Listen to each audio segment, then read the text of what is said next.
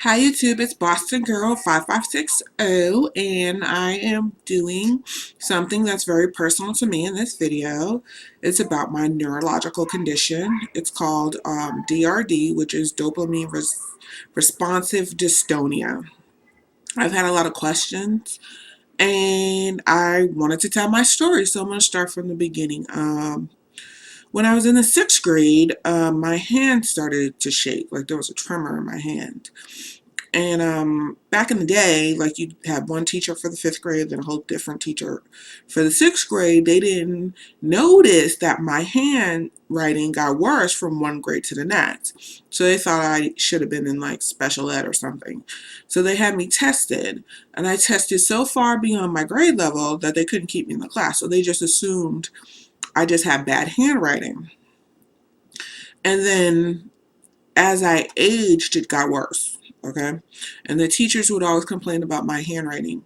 So my grandmother bought me, like, at the time, nobody had computers. So she bought me like a Smith Corona word processor. And I would type my homework as opposed to write it. So what happened was it got worse with age. And, I come from that black family that never went to the doctors really. Like, they didn't really believe me, that there was something wrong or whatever, or they ignored it or whatever. So by the time I hit high school, now all my close friends knew that I had an issue, because I would confide in them. And then I would try to hide it other than that, like from everybody else, because I didn't want to be different. So when I got to high school, I took my mom's health insurance card, which I was covered under the plan, and went to see a neurologist. So I went to see a neurologist, and they diagnosed me with tremors, right? So I go, they did an MRI, they couldn't find anything, they did all these tests, nothing, nothing, and then he just tried several different medications. Nothing worked. None of it worked. So this doctor wasn't the nicest doctor, and he tried to start making me feel guilty because it wasn't working. Okay, I'm the one with the problem, but I go in there and I tell him what he's giving me, isn't working, and he's making me feel bad. So also everything he gave me had like this massive side effects or something. I was a pretty good student, and I'm not going to school on certain days because I'm taking this medication and it's just not agreeing with me. So we tried 3 or 4 medications, maybe 5. So then I asked him, will this kill me? Because I was done. I was just over it. And he was like, no, this won't kill you. So I decided at 17 that I didn't want to do this anymore, and I was done. So I go to college, right? Now it's getting progressively worse. Now it's affecting the way I walked, to the point that I'm walking down the street to my house, and this little girl asked me, is one of your legs longer than the other? I want to kick her. But no, I didn't. And one of my legs were not longer than the other. Clearly, I was suffering the effects of this condition. And it was getting worse with age. So I still wasn't willing to do anything about it. So I went to my regular checkup, because I was always good about the checkups, at the doctor's office at school, because at this point I had the school health insurance. So I go in there, and now mind you, I've seen this doctor 3 or 4 times by this point. And the nurse tells the doctor to watch the way I walked. So now he has me walking up and down the hallway and, do a few little cognitive tests, and he's like, I think you have Parkinson's disease. What the freak? Parkinson's disease? And this was before Muhammad Ali and Michael J. Fox. I never heard of Parkinson's disease. So I go back to my dorm and I'm crying. Like, I had looked it up, and now I'm just like calling my mother, I'm going to die, blah, blah, blah, blah, blah.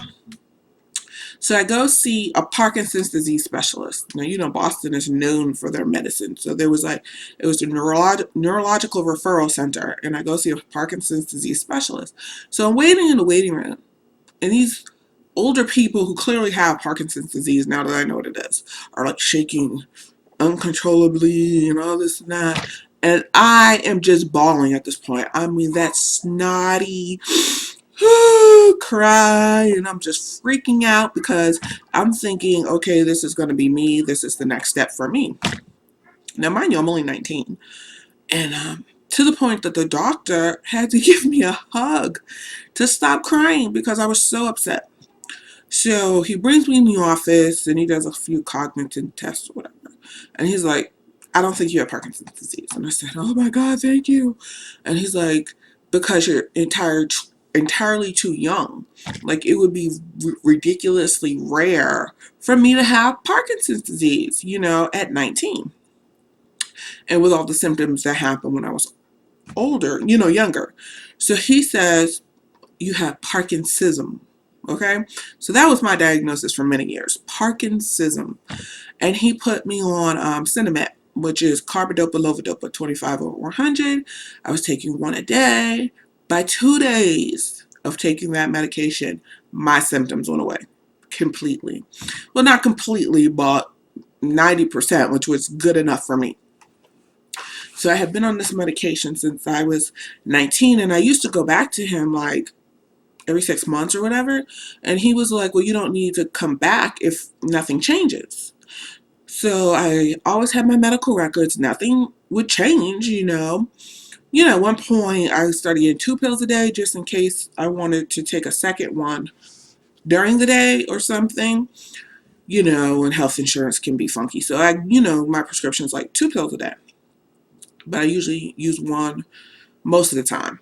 Anyways, so I graduate from college and I move on, and with all the different, I have many jobs, so many different health insurances. So I would travel with my medical records, like a copy of my medical records from the Neurological Referral Center, and then my primary care physician would write my script.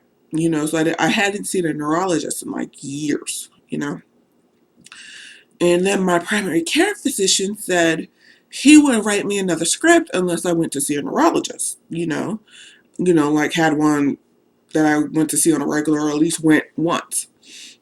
So I go find a neurologist in Georgia in the Emory system. I find a neurologist.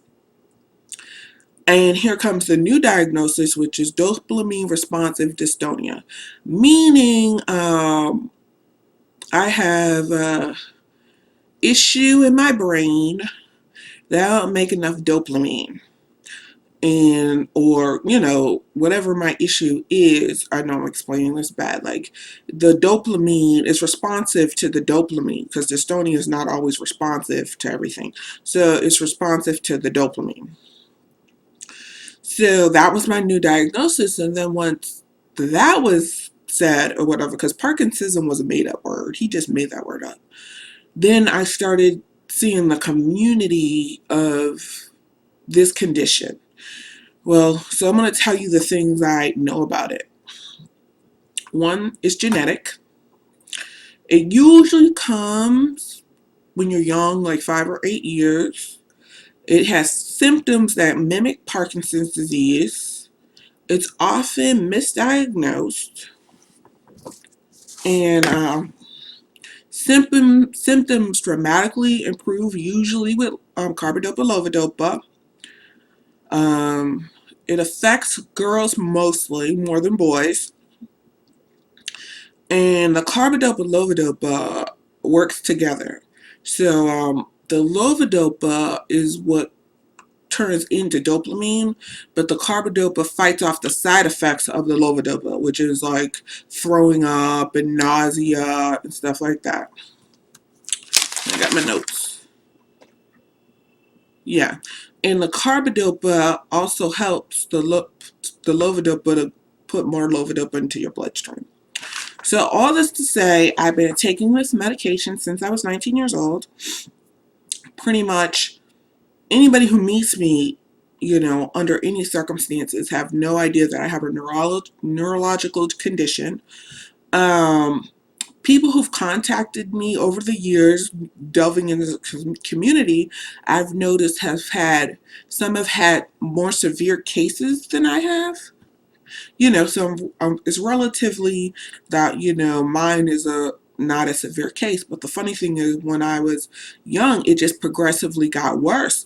But with the medication, it just stayed stagnant. It didn't progressively get worse. But it seems like some other people are experiencing a lot more problems. Now, I don't know if that's like they have DRD in something else or something like that, but all I can speak from is my experience.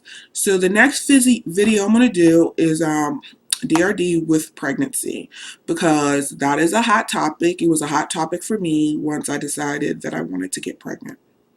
So I hope this was informative, and if you have any questions, please let me know. Bye, YouTube.